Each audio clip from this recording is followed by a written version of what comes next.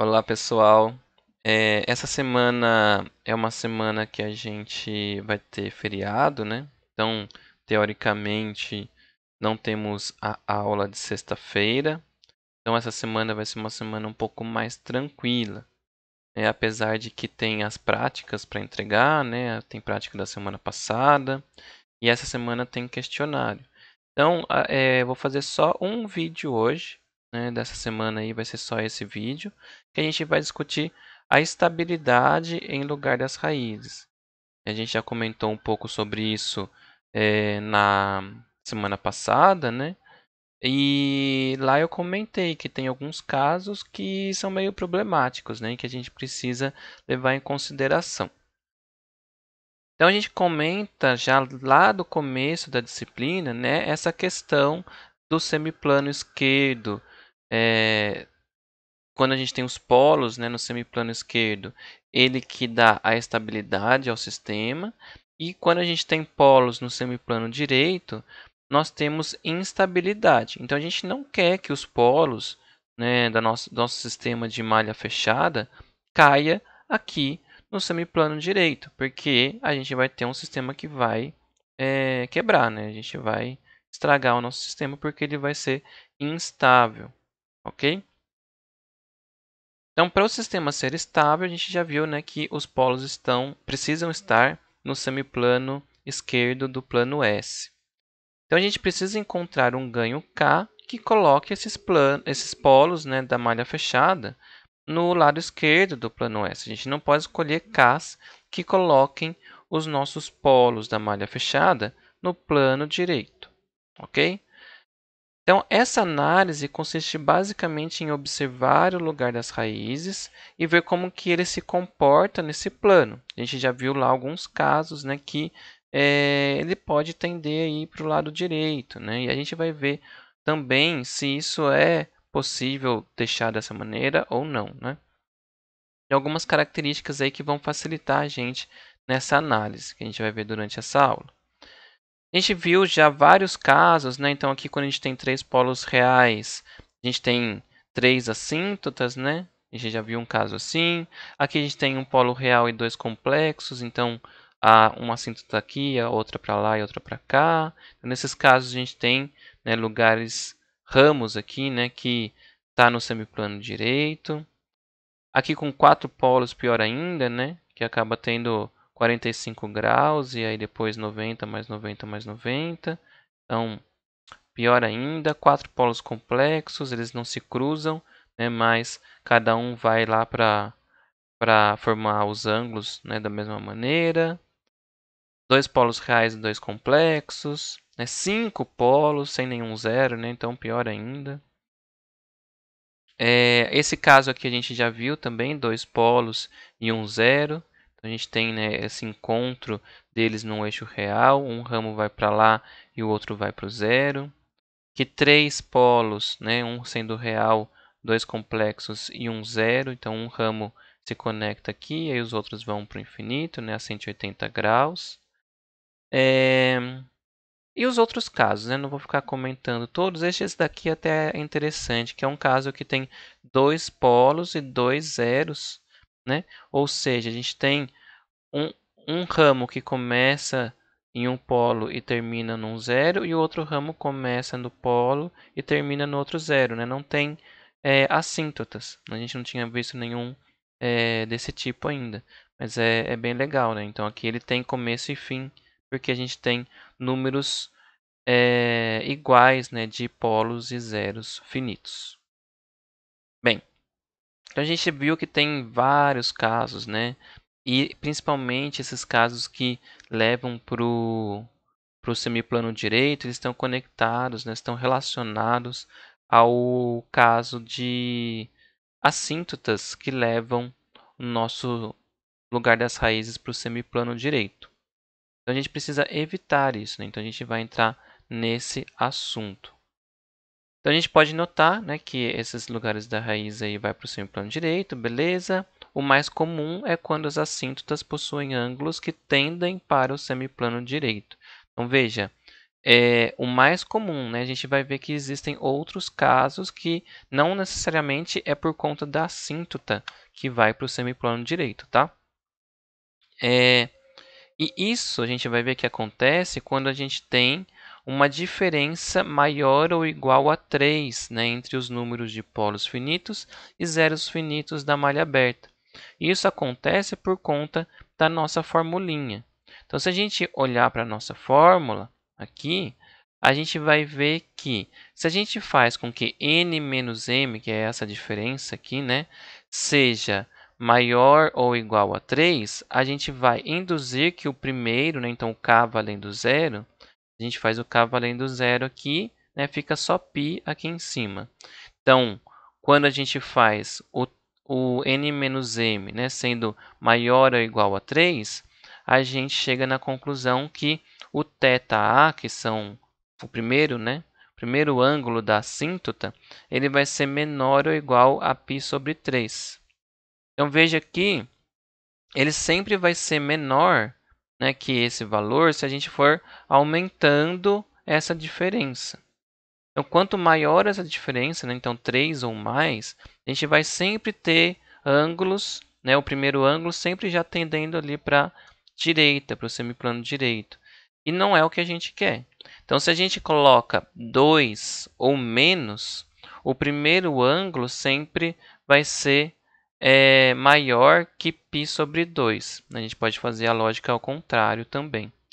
Π sobre 2, o que é? É 90 graus. Então, o primeiro ângulo vai ser 90 graus, vai estar para cima, né? Esse para cima, aí mais somando mais 180, vai estar para baixo. A gente já viu vários casos desses. Eu vou voltar lá no MATLAB para ver isso acontecendo, tá? Então, você precisa saber apenas exatamente isso daqui. Ó. A gente não pode ter uma diferença maior ou igual, né, a 3, ok? Por conta dessa conclusão aqui da nossa fórmula. Eu vou colocar aqui no MATLAB e a gente vai fazer essas contas, tá? Então, começando aqui com o primeiro sistema, a gente vai ter dois polos complexos. Então, eu vou rodar apenas esse e a gente vai ter dois polos complexos, um polo e outro polo. A gente já viu esse, né? Ele tem aquilo que eu falei, 2 menos 0, a gente tem uma diferença de 2, né? Duas assíntotas. A primeira assíntota tem ângulo de 90 graus, a segunda 270, né? E aí, ou seja, essa assíntota ela não está indo para a direita aqui, né? Não é um ângulo que vai para lá. Então, isso já me basta que a gente não vai ter lugar das raízes indo para o semiplano direito. Ok? Ele está limitado a essa assíntota aqui. Ok? Tranquilo. Então, se eu adiciono um polo, então eu coloquei um menos 1 aqui no real, pronto, já atrapalhou tudo, né? Porque em vez dele ir para cima aqui, olha, ele está indo lá para a direita. Por quê? Porque o primeiro ângulo é 60 graus. Então, essa primeira assíntota está indo lá para a direita, né? E causando uma instabilidade quando a gente escolhe polos, né, nesse lado de cá. Então, claro, a gente poderia escolher aqui? Poderia, né? Mas, se a gente coloca para cá, ele vai dar instável, ok? A gente conversou um pouco sobre isso lá na última aula. E se eu coloco mais polos? Então, se eu coloco mais polos, né, o primeiro ângulo agora é 45. Então, vai cada vez diminuindo mais esse ângulo, né? Esse ângulo vai cada vez diminuindo mais. Cada vez mais a gente vai ter essa tendência de ir para a direita. Então, a adição de polos, ela faz isso, ó, colocando mais um, né? Então, a gente tem agora, eu acho que daria 30 graus, né? Então, 30 graus para cá, né? Para a direita. Então, sempre vai acontecer isso, tá? Essa assíntota indo para a direita quando a gente tem a diferença de 3 ou mais. Certo? Bem, vou voltar para a apresentação e a gente vai dar continuidade.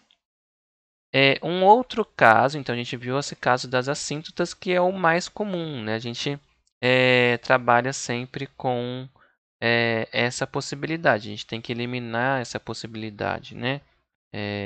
não eliminar, mas assim, quanto mais tendencioso você tem para essa questão de ir para o semiplano direito, pior é, né, para o seu sistema, tá? Não que vai ser problemático, a gente vai falar isso daqui a pouco, que é estabilidade condicional. Então, um outro caso que pode ocorrer instabilidade são sistemas de fase não mínima. Um sistema de fase não mínima, ela possui pelo menos um zero ou um polo da malha aberta, né, no semiplano direito do plano S. Então, o termo fase não mínima aí, ela vem das características de mudança de fase do sistema, né, que a gente está colocando ali, quando sujeito a entradas senoidais, né? Isso é uma definição que o Ogata coloca, mas eu vejo isso como uma consequência, na verdade, tá? Quando a gente faz análise na frequência desses sistemas de fase não mínima, ele tem, né, um avanço de fase de 180 graus. A gente vai ver isso lá em resposta em frequência, tá? Mas é por conta disso. Então, por outro lado, né, um sistema de fase mínima, ela possui zeros e polos no semiplano esquerdo, ok? Mas estou sempre falando esses sistemas, né, de malha aberta, tá, gente? Sempre tenham isso em mente, ok? Então, aqui a gente tem um exemplozinho que eu vou colocar lá para a gente ver. E eu quero comentar antes essa questão da estabilidade condicional, porque a gente já vai trabalhar com isso lá no MATLAB também. Então, eu comentei isso também na última semana, né? Esses sistemas que a gente viu que o lugar das raízes vai para o semiplano direito, a estabilidade deles dependem do valor de K que você escolhe. Se você coloca um valor de K próximo ali dos polos, né? Porque os seus polos estão na esquerda, geralmente, né? Ele pode ser estável, mas dependendo de alguns problemas, né, eles vão ser instáveis, porque às vezes você pode até escolher um K, mas o seu modelo pode não ser tão correto, né? Tem tudo isso. Então, alguma mudança de fator, né, algum descuido que você teve na hora de fazer o seu controle, aquele K lá que você definiu, ele pode estar numa área instável em comparação com a sua modelagem, né? Que às vezes você fala que aquele K está estável, mas na verdade no sistema real ele está instável. Então tem que tomar cuidado com esse tipo de estabilidade condicional aí, tá? Então, sistema condicionalmente estável são perigosos, né? Como eu falei, eles podem se tornar instáveis por descuidos, ok? Vamos ver lá no nosso slide. Então, slide não, né? No MATLAB. A gente tem aqui um sistema de fase não mínima em que a gente tem um zero aqui à direita, ok?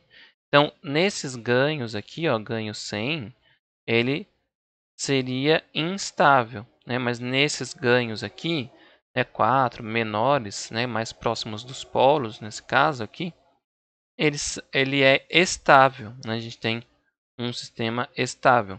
Mas vai que, né, por algum motivo o seu controlador se modifica e acaba amplificando, né? Ou você tem uma modelagem que não é bem aquela que você fez o seu controle, né?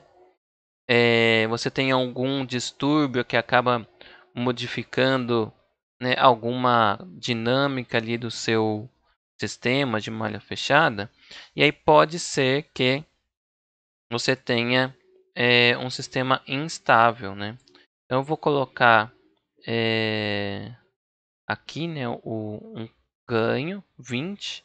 Esse ganho 20 ele vai dar um sistema estável. E aí a gente tem uma coisa que é bem interessante aqui, né? Ele é uma malha fechada, mas que ele, em vez de ir para o 1, ele está indo para -1, né? Isso daqui é uma outra consequência, né? Porque se a gente olha a nosso sistema, né? Então, eu vou colocar aqui o close L. Assim não vai dar para ver. Aí se a gente coloca, então... Puxa, deixa eu ver.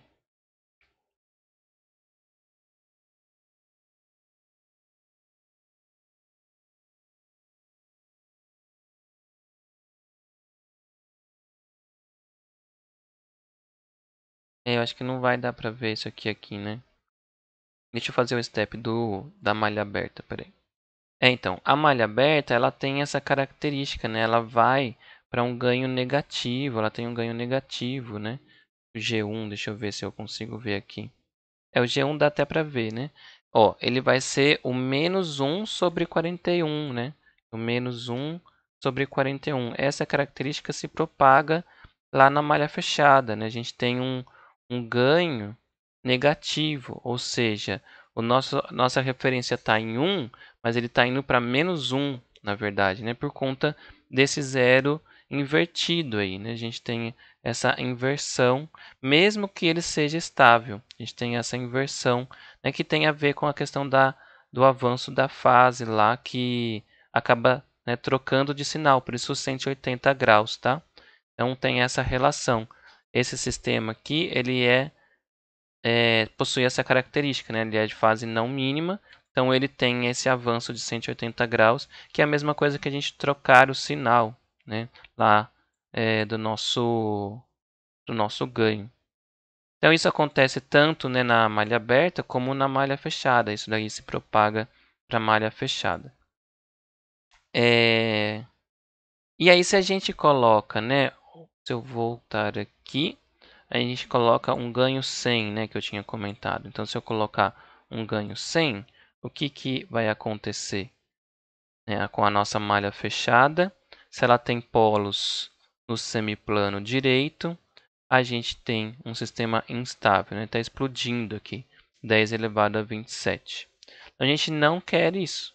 Então a gente tem que tomar cuidado com lugares das raízes que vão para o semiplano direito. O que a gente vai fazer é transformar esse lugar das raízes, né, lá em um projeto de controle, da melhor maneira possível para que a gente não tenha casos desse tipo.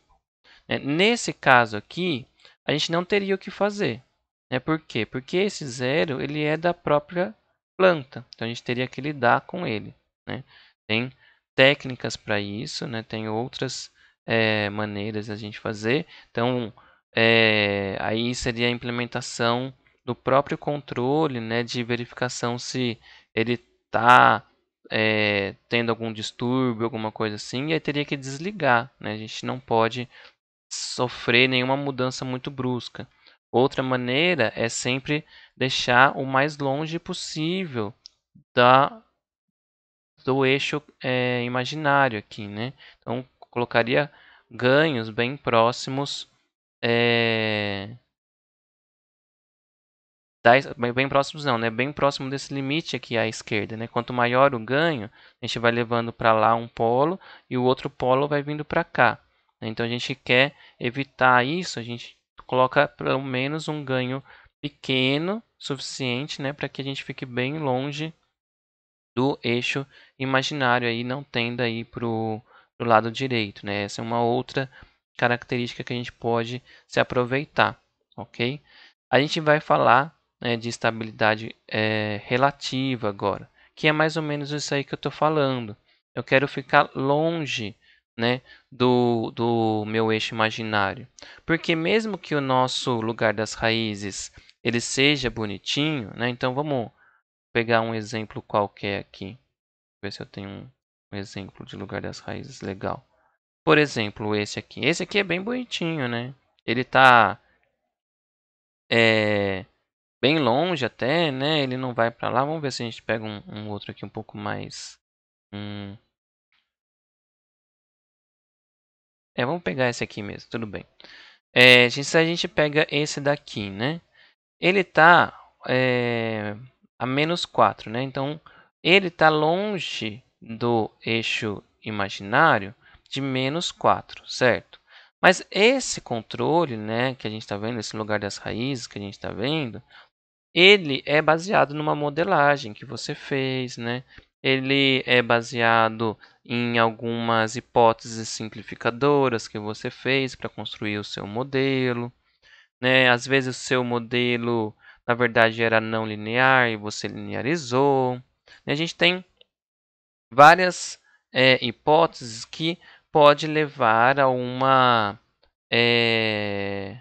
falsa impressão de estabilidade, né? A gente tem isso daqui, mas não necessariamente isso daqui vai representar a realidade. Isso aqui é uma inferência, né? Que a gente pode acreditar que a dinâmica do nosso sistema vai funcionar dessa maneira. Então, o que acontece? Quanto mais longe a gente estiver desse eixo aqui, né, mais longe a gente vai estar da instabilidade, que é o que a gente chama de estabilidade relativa. Então, às vezes, quando a gente for fazer um projeto de controle, a gente vai falar que a gente quer que ele seja mais estável que 1 menos alfa aqui, ok? A gente não quer passar dessa linha. Por quê? Porque se a gente passa dessa linha, ele pode cair numa área que a gente não tem certeza se ele vai estar estável ou instável.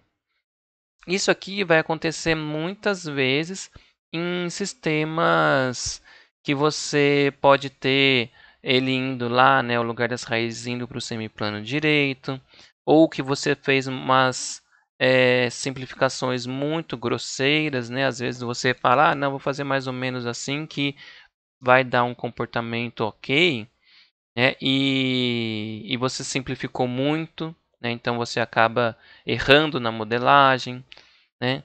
Ou distúrbios inesperados, alguns distúrbios que podem levar para instabilidade. Então podem acontecer muitas coisas, né, que a gente não está às vezes alerta para isso. Então a gente põe essa estabilidade relativa como uma segurança, ok? De estabilidade. Então, algumas vezes a gente vai definir ganhos K, né? A gente quer encontrar o K, que garanta que os polos de malha fechada estejam à esquerda do menos alfa aí, ok? E temos uma certeza de estabilidade no projeto real mesmo do controlador, ok? E por fim, queria falar da influência dos polos e zeros, que vocês já, né, têm uma inferência sobre isso, mas eu vou reforçar. A adição de polo à função transferência de malha aberta tem o efeito de deslocar o lugar das raízes para a direita, tendendo a diminuir a estabilidade relativa do sistema e fazendo com que a acomodação da resposta seja mais lenta, ok? A gente vai ver isso com mais propriedade, né, com mais complexidade até, né, quando a gente for fazer o projeto de controle realmente. A gente só está vendo agora mudando um casinho ali, né? Mas lembra lá no PID? Lá no PID, o PID ele é uma função transferência. A gente tá aqui vendo só como quando a gente muda só o proporcional, vamos dizer assim, né? Mas e se a gente tiver outras coisas? A gente vai estar acrescentando zeros, vai estar acrescentando polo. A adição do polo ele vai causar isso aí, né, no nosso lugar das raízes. Então veja, né, nesses exemplos a gente tem um polo só, a gente tem a assíntota a 180, dois polos, né, 90 e 270, três polos, 60, 180 e 300. Né? E aí, quanto mais polos a gente coloca, mais instável, né? Mais possibilidades de instabilidade o lugar das raízes tem e mais também a estabilidade relativa é piorada. Né? A gente acaba rompendo aqui, por exemplo, se aqui eu tinha uma estabilidade relativa, quando eu acrescentei o polo, ele rompeu. Né? Então a gente tem ganhos que rompem a estabilidade relativa. E os zeros é justamente o contrário. Né? Então, a adição do zero à função transferência de malha aberta tem o efeito de deslocar o lugar das raízes para a esquerda, tendendo a tornar o sistema mais estável e mais rápida a acomodação da resposta. Né? Então, ele acaba sendo um pouco mais amortecido, vamos dizer assim, né? Então aqui a gente tem alguns exemplos, né? 3 polos direto, aí acrescentou o polo, em vez de ele ir lá para a direita, ele para antes, né? Então a gente tem esse freio aqui no lugar das raízes, né? Em vez de ele ir para o infinito aqui para a direita, ele tem um freio e ele vai reto para cima, né? Em paralelo ao eixo imaginário. Então, independente da posição do zero, ele faz isso, né? Ele tem essa tendência a ir para cima, ok? Aqui no MATLAB tem isso também, então vou voltar aqui no MATLAB. A gente tem aqui um mesmo exemplo que a gente tinha ali, eu só vou plotar de novo, né? Lá os 3 polos, tal. Colocando um 0, a gente vai ver como é que fica. Então, coloquei o 0 aqui, em vez dele ir, né, indefinidamente, eu vou pegar a figura aqui. Em vez de ir indefinidamente aqui para a direita, ele tem um freio, né? Como se o 0 aqui, né, fizesse um poder de segurar o lugar das raízes para ele não ir para a direita. E se a gente acrescenta o polo agora nesse sistema com esse 0, ele vai causar de novo a tendência a ir para a direita, né? Que é por conta da diferença de 4 polos menos um 0 dá 3 e cai naquela condição, né, de mínima lá que a gente colocou, né, do ângulo da primeira assíntota, né, C π sobre 3. Ok, então por hoje é isso. A gente viu bastante coisa, né? Eu quero que vocês depois então deem uma boa olhada. A gente vai ter questionário, né? Tem a prática. Então façam aí tudo, pessoal. Não deixem acumular, hein? Até mais, até semana que vem. Abraço.